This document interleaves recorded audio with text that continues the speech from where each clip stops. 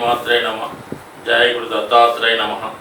ఈ వీడియోలో మనం సెప్టెంబర్ 1వ తారీఖు నుంచి 30వ తారీఖు మధ్యలో జరగబోయే మాస ఫలితాలు మిథున రాశి వారికి ఏ విధంగా ఉండబోతున్నాయి అని పరిశీలించినప్పుడు, ముందుగా ఈ నెలలో ఉన్నటువంటి గ్రహస్థితి పరిశీలించినప్పుడు రాశి అందే కుజగ్రహ సంచారం, తృతీయంలో రవి బుధులు, చతుర్థంలో శుక్రుడు, భాగ్యంలో శని, రాజ్యంలో రాహు, వ్యయంలో గురువు. ఈ గ్రహస్థితి మిథున రాశి వారికి చాలా అనుకూలమైనటువంటి గ్రహస్థితిగా కనబడుతుంది. అయితే ఏదైనా మార్పు కోరుకునే వాళ్ళకి ఈ స్థితి బాగా అనుకూలించే అవకాశం ఉన్నది. రాశి అందే కుజగ్రహ సంచారం వల్ల, మరి కుజుడు షష్ఠ లాభాధిపతిగా ఉండడం వల్ల జాతకుడు తన యొక్క వృత్తిలో వేగాన్ని పెంచుకుంటాడు, తన సామర్థ్యాన్ని పెంచుకుంటాడు, ఏదైనా పని ఉత్సాహంగా చేసే ప్రయత్నం జరుగుతూ ఉంటుంది. ముఖ్యంగా పోటీతో కూడుకున్నటువంటి ఉద్యోగాలు చేస్తున్నవారు కానీ, అటువంటి ఉద్యోగం కొరకు ప్రయత్నం చేస్తున్న వారికి చాలా విజయ అవకాశాలు రావడం లభించింది.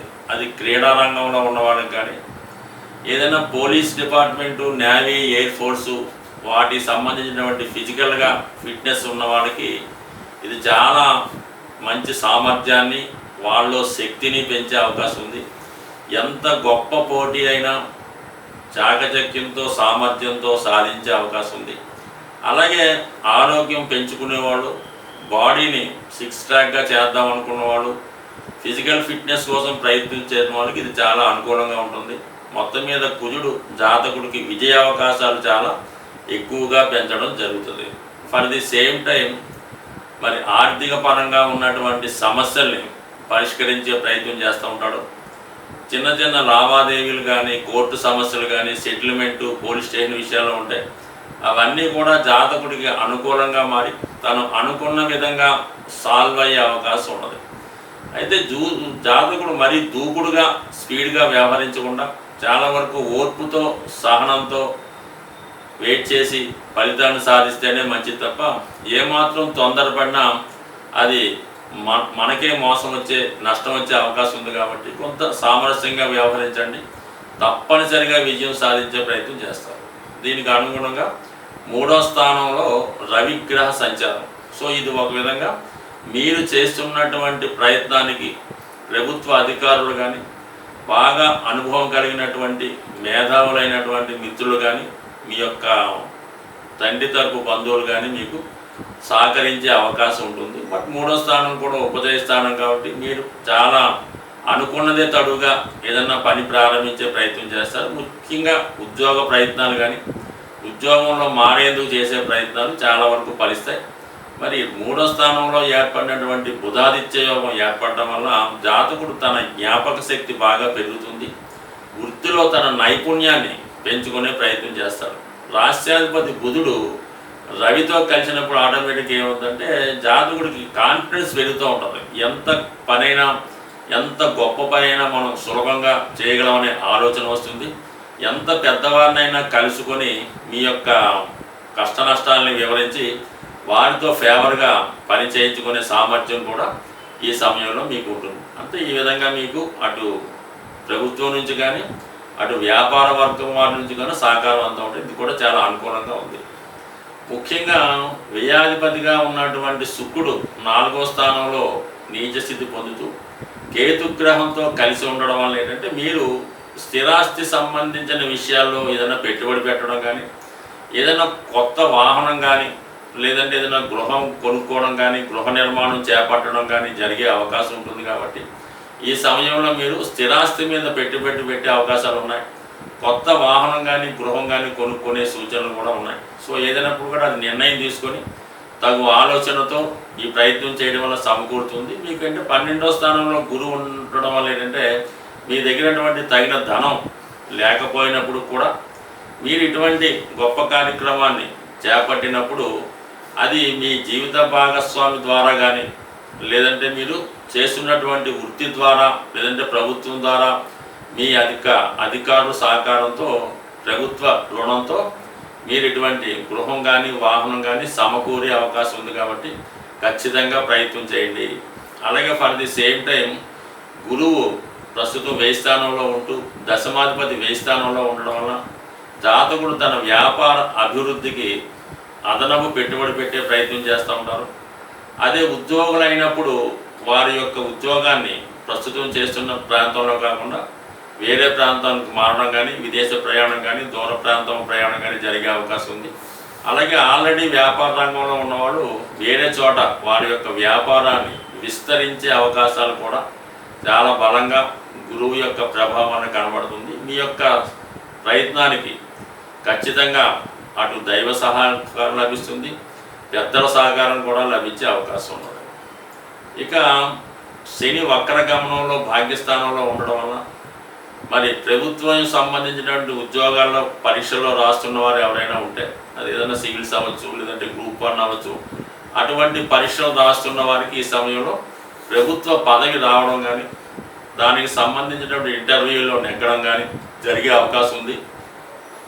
అలాగే మీకు వారసత్వంగా పెద్దవారి ద్వారా ఏదైనా రాజకీయ పదవి కానీ ఏదైనా నామినేటెడ్ పోస్ట్ కానీ ఏదైనా ఎండోమెంట్స్ డిపార్ట్మెంట్లోనో దేవాలయంలోనో ధార్మిక సంస్థల్లోనో బ్యాంకింగ్ వ్యవస్థలోనో సొసైటీలోనో ఏదైనా పదవి మెంబర్షిప్ రావాల్సి ఉంటే ఈ సమయంలో మీరు ప్రయత్నం చేయడం వల్ల కంపల్సరీగా మీకు ఒక ప్రభుత్వ పదవి ప్రభుత్వ గుర్తింపు లభించే అవకాశం ఉంది.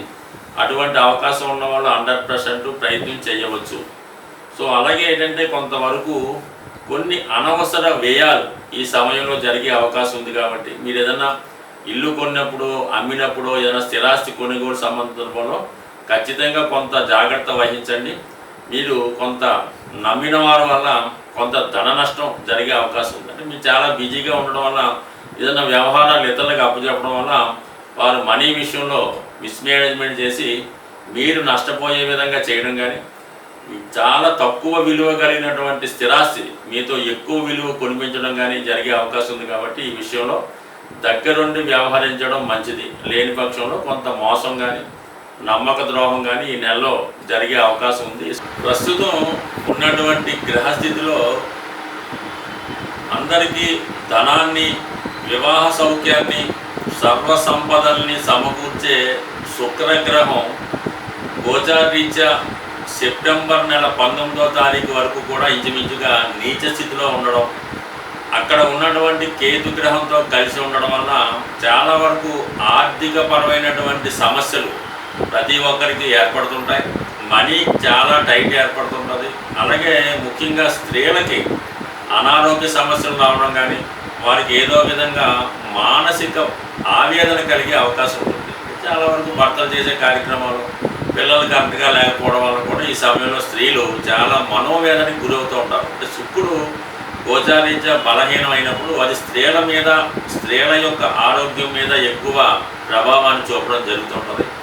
సో దాని కొరకు మనం బయటపడాలి, ఆర్థిక సమస్యలు మనకి లేకుండా ఉండాలంటే ప్రతి ఒక్కరూ కూడా ఈ సమయంలో కులదేవత అంటే వాళ్ళ యొక్క కుల దైవాన్ని లేదంటే అమ్మవారిని ఇంకా అందరికీ అనుకూలమైనటువంటి లక్ష్మీ అమ్మవారిని విధి విధానంగా పూజించుకోవడం అనేది మంచిది. అంటే ముఖ్యంగా శుక్రవారం రోజు ప్రతి ఒక్కరూ కూడా నియమంగా ఉంటూ ఆ రోజు ఏదన్నా మీకు దగ్గరలో ఉన్నటువంటి అమ్మవారి ఆలయంలో మనకి కుంకుమార్చన చేయించుకోవడం, ఆ రోజు విధి విధానంగా నియమంగా ఉండడం, వీలైతే ఆ రోజు పులుపుతో సంబంధించినటువంటి వస్తువులు విసర్జించి ఆ రోజు 99% క్యాష్ రూపంలో ధనాన్ని ఖర్చు పెట్టకుండా ఉండాలి. ఎవరికైనా సరే బంగారు వస్తువులు ఏరివేయడం అటువంటివి చేయకూడదు. అలాగే డబ్బు ఖర్చు పెట్టకూడదు. అంటే ఇంచుమించుగా ఫోన్పే గూగుల్ పే లాంటివి కూడా చేయకుండా మీకు శుక్రవారం ఎర్లీ మార్నింగ్ 4 గంటలకి మీ బ్యాంక్ బ్యాలెన్స్లో కానీ మీ పేటిఎంలో కానీ ఎంత ధనం ఉందో ఇంచుమించుగా మళ్ళీ మర్నాడు వరకు అదే ధనం ఉండాలి తప్ప ఒక్క రూపాయి కూడా బయటికి వెళ్లకుండా ఉండాలి. అలాగే ఆ రోజు చాలా వరకు ఏదైనా బంగారు వస్తువులు తాకట్టు పెట్టడం కానీ ఎవరికైనా ఎరువు ఇవ్వడం కానీ ఇలాంటివి చేయొద్దు. అలాగే ఆ రోజు సాధ్యమైనంత వరకు చాలా శుభ్రంగా ఉండడం వల్ల లక్ష్మీదేవి యొక్క కటాక్షం మీకు అందరికీ కలిగి శుక్రగ్రహ అనుగ్రహం లభించే అవకాశం ఉంది. సో ఇంకా మనకి ఆర్థిక సమస్యలు చాలా ఇబ్బంది పెడుతున్నాయి, మనకి సమయానికి ధనం రావడం లేదు అనుకున్న వాళ్ళు ఈ చిన్నపాటి రెమెడీ మీకు దీంతో పాటు ఇంచుమించుగా ఈ సెప్టెంబర్లో వచ్చే శుక్రవారాలు అంటే ఒక 6 శుక్రవారాలు నియమంగా పెట్టుకోండి. ఆ రోజు సాయంకాలం వేళ అంటే ఇంచుమించుగా సంధ్యా సమయంలో 6 గంటలు 6:30 సమయంలో మీకు దగ్గరలో ఉన్నటువంటి హనుమాన్ టెంపుల్కి దర్శించి ఆ టెంపుల్లో 6 గులాబీ పువ్వులు మరి స్వామికి అలంకరణ నిమిత్తం ఇవ్వడం వల్ల మీరు అక్కడ 6 ప్రదక్షిణలు చేయడం వల్ల అనుకూలించే అవకాశం ఉంది. అలాగే హనుమాన్ టెంపుల్లో ఉన్నటువంటి సింధూరాన్ని తెచ్చుకొని మీరు ప్రతిరోజు దాన్ని బొట్టుగా తిలకంగా ధరించడం వల్ల కూడా మీ ఆర్థిక పరమైనటువంటి సమస్యల నుంచి బయటపడే అవకాశం ఉంది.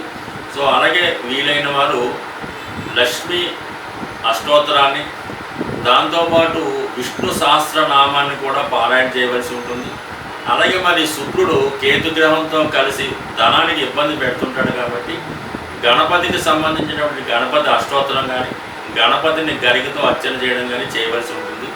సాధారణంగా చాలామంది కేవలం లక్ష్మీ అమ్మవారిని మాత్రమే ప్రార్థించి పూజించి మరి విష్ణుమూర్తిని మర్చిపోవడం జరుగుతూ ఉంటుంది. ఎట్టి పరిస్థితుల్లో కూడా మీరు విష్ణుమూర్తి యొక్క అనుగ్రహం పొందితేనే లక్ష్మీదేవి మీకు అనుగ్రహిస్తుంది తప్ప కేవలం కనకదార స్తోత్రం, లక్ష్మీ స్తోత్రం, శ్రీ సూక్తం చదివినంత మాత్రాన్ని సరిపోదు. దానికి కలిపి ఖచ్చితంగా మీరు విష్ణు సహస్రనామాన్ని కూడా పారాయణ చేస్తేనే మీకు లక్ష్మీదేవి అనుగ్రహం 100% లభిస్తుంది.